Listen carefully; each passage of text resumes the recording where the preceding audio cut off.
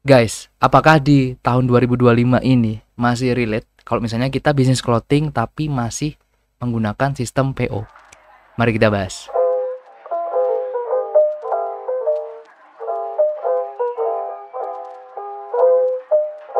Hello good people, balik lagi sama gue Ganjar ya, Paper Clouds. Oke teman-teman, throwback dulu di tahun 2019. Itu sebenarnya aku udah sempet bahas singkat tentang hal ini.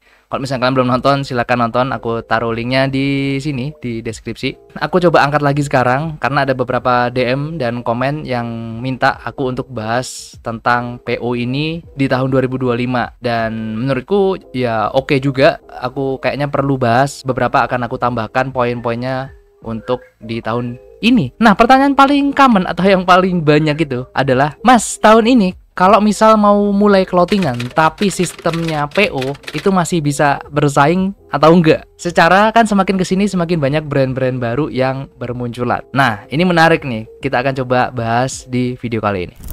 Oke teman-teman, jadi sistem PO atau pre-order itu memang strategi yang menurutku efektif untuk bisnis clothing. Kenapa? Karena bisa mengurangi resiko mungkin kelebihan stok, dan kita juga tahu demand pasar yang sebenarnya. Tapi aku bilang dulu ya, untuk mengeluarkan produk dengan sistem ini itu nggak semudah kalian mungkin bikin PO di tahun 2015 ke bawah. Banyak banget hal-hal atau detail-detail yang perlu kalian perhatikan di zaman sekarang, cuy.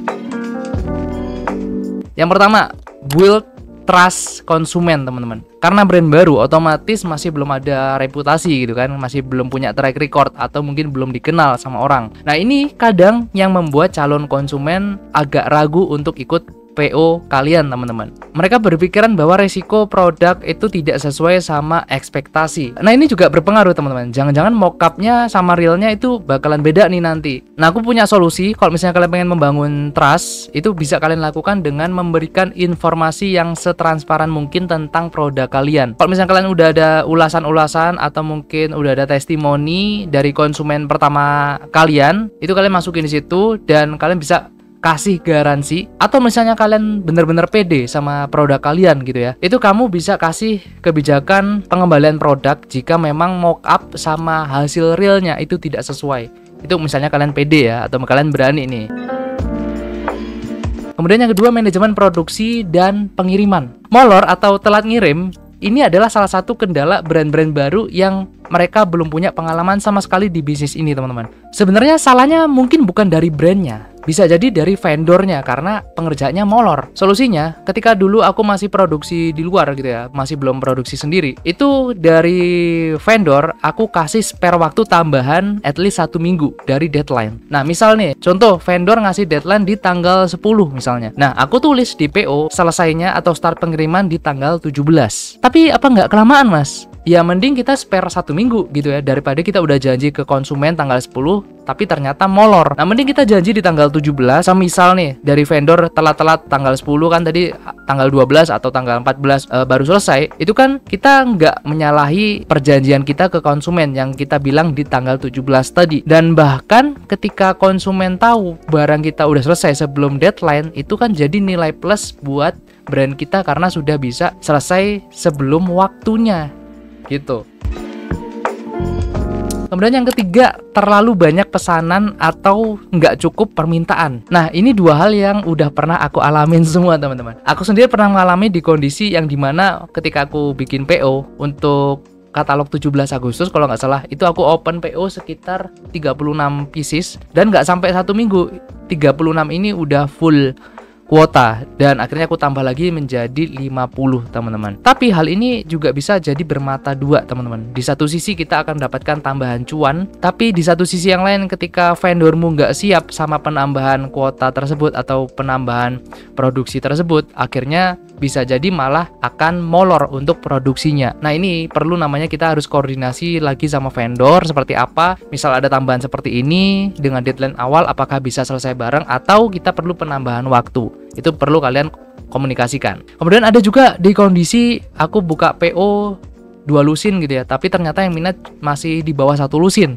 Nah, ini juga jadi PR buat brand ya. Kalau misalnya PO-nya sih pakai DTF sih aman gitu ya, satuan kan bisa gitu. Tapi kalau misalnya kalian produksi sablon manual, itu kan ada minimum ordernya. At least mungkin 1 lusin untuk per desainnya. Nah, ini perlu kewaisan kita sebagai pihak brand, mau dilanjut tetap naik produksi atau kita refund duitnya. Kalau aku rata-rata ya, walaupun nggak sampai target PO, itu bakalan tetap aku produksi karena aku pede sama produkku sendiri. Kemudian yang keempat, kesulitan dalam mengelola keuangan. Nah, ini nyambung sama poin nomor 3 tadi. Jadi modal untuk brand baru ini kan sekarang rata-rata terbatas gitu ya. Biasanya uang PO ini dibuat untuk dimasukin produksi ke vendor. Nah, PR-nya adalah kalau kuota pesanan ini nggak cukup ya, bisa nalangin dulu nggak nih untuk produksinya. Nah, ini perlu manajemen keuangan yang bagus, teman-teman. Pastikan untuk ngitung biaya produksinya dan detail-detail lainnya, kemudian marginnya seperti apa yang pengen kalian ambil, biar bisa meminimalisir kalian nombok banyak di awal. Kalau misalnya kalian nggak sesuai sama target PO-nya. Kemudian yang kelima, komunikasi. Nah, dari sekian tahun aku melakukan sistem PO, kadang itu nemu aja konsumen yang bawel atau nggak sabaran gitu loh. Yang biasanya nanyain, "Mas gimana prosesnya? Mas udah sampai mana? Mas kapan dikirim?" Nah, itu padahal kondisinya itu belum sampai deadline gitu loh. Jadi ada aja gitu konsumen yang seperti itu. Nah, kita sebagai brand itu perlu komunikasi juga dengan vendor untuk menanyakan status orderan kita. Tujuannya ya supaya kita bisa menjawab pertanyaan-pertanyaan tadi gitu kan, dari konsumen yang bawel tadi.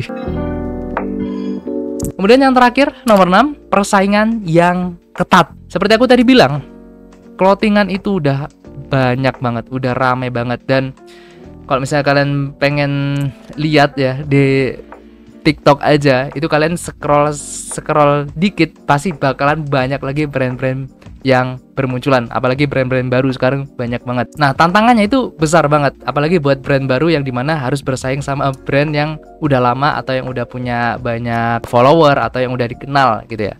Nah, solusiku, kalian bisa fokus sama niche market yang lebih spesifik, teman-teman. Atau kalian bisa mungkin tawarkan produk dengan added value, mungkin dari segi kualitas bahan, dari desain yang unik-unik, atau mungkin konsep yang belum ada di pasar. Intinya gimana caranya brand kita terlihat atau kita punya spotlight di calon customer kita. Mau kita pakai sistem PO atau ready stock, pasti ada aja tantangan-tantangan ke depannya, teman-teman. Tapi itu semua bisa dihadapi dengan strategi-strategi yang pas. Udah banyak kok buktinya brand-brand baru yang bisa survive walaupun dia berangkat dari pre-order ya atau dari PO. Ya, intinya yang perlu kita perhatikan adalah di transparansi komunikasi yang baik ke konsumen kita sebenarnya. Dan jangan sampai kita fraud atau ngambil duit orang dari PO tersebut gitu. Itu jangan sampai banget. Itu akan merusak citra dari brand kita. Intinya kita bisa membuat nyaman si konsumen, teman-teman. Karena ketika konsumen ini udah nyaman ya, kemudian ditambah dengan hasil yang memuaskan dari produk kita, itu bisa jadi nilai plus untuk brand kalian ke depannya saat merilis katalog-katalog yang baru dan memungkinkan mereka itu untuk repeat order di next katalognya. Nah, gimana menurut kalian? Apakah di tahun 2025 ini masih prospek untuk kita open PO, khususnya buat brand baru gitu ya? Kalian bisa komen di bawah, kita coba tukar pendapat, kita sharing-sharing di bawah. So, semoga ini bisa menjawab keraguan kalian dan semoga bermanfaat. Thank you guys for watching. Jangan lupa untuk like, share, comment, and subscribe. Stay safe, stay strong, never give up, Paper Cloud. See you on next video. Bye-bye.